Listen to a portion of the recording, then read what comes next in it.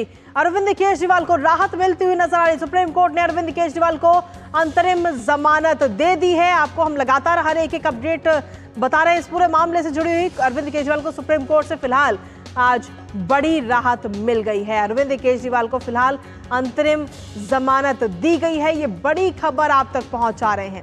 याचिका दायर की गई थी और साथ ही ईडी की जो गिरफ्तारी है उसको भी अवैध बताया गया था अरविंद केजरीवाल की तरफ से इस याचिका में। और इस पूरे मामले की सुनवाई करते हुए फिलहाल अरविंद केजरीवाल को सुप्रीम कोर्ट की तरफ से बड़ी राहत आज मिल चुकी है।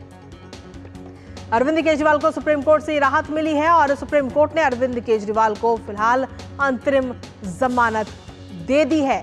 तो ये बड़ी खबर आप तक पहुंचा रहे हैं। गिरफ्तारी की वैधता वाले पहलुओं पर अब जो है बड़ी बेंच है वो अब इस पूरे मामले में आगे की सुनवाई करेगी। लेकिन अभी तक जिस प्रकार से ये सुनवाई हुई है उसमें ये जरूर साफ हुआ कि अरविंद केजरीवाल को सुप्रीम कोर्ट से फिलहाल राहत मिल गई है। Requirement of section 19 which are stipulated in that section, those aspects the court has referred to a larger bench and that outcome we will have to await. However, in the interim, the court has observed that Mr. Kejriwal has already undergone substantial amount of incarceration and therefore directed his immediate release in the Enforcement Directorate case. And therefore, insofar as his arrest under Enforcement Directorate is concerned, by Enforcement Directorate is concerned, it has been directed that he should be immediately released. Now that obviously in normal circumstances would have meant that he would be released from jail immediately. However, after the trial court had granted, the vacation bench of the trial court had granted him bail, the CBI had also arrested him.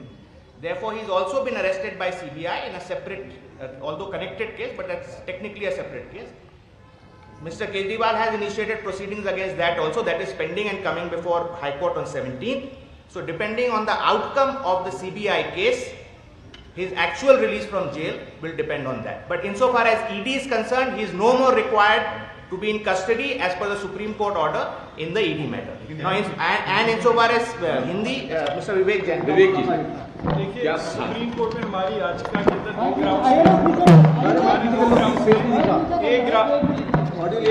एक ground था merit के ऊपर कि on the merits it is not required to be arrested. दूसरा था ground की necessity क्या है, अरेस्ट की जरूरत क्या है, अरेस्ट की जरूरत वाला पॉइंट हमने इसलिए रेज किया था क्योंकि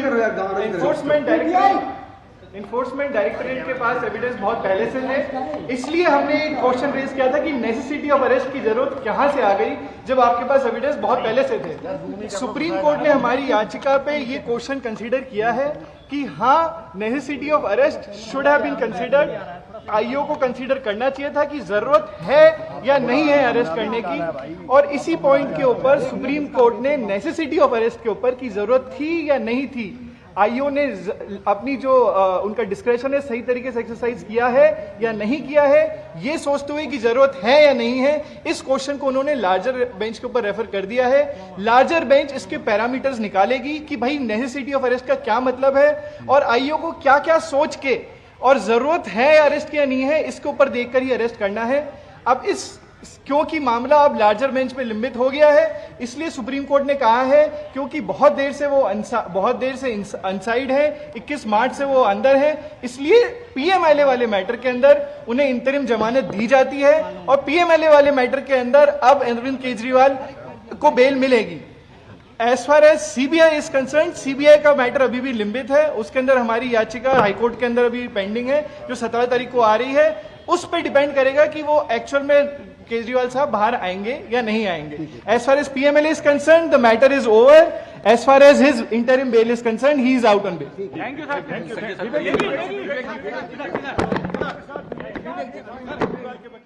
तो जिस तरीके से देखा है तो सुप्रीम कोर्ट से फिलहाल राहत मिलती हुई अरविंद केजरीवाल को नजर आ रही है। सुप्रीम कोर्ट से राहत मिल चुकी है और ईडी की गिरफ्तारी को लेकर के ये चुनौती दी गई थी इस याचिका में और इस याचिका की सुनवाई करते हुए अरविंद केजरीवाल को फिलहाल राहत मिल चुकी है।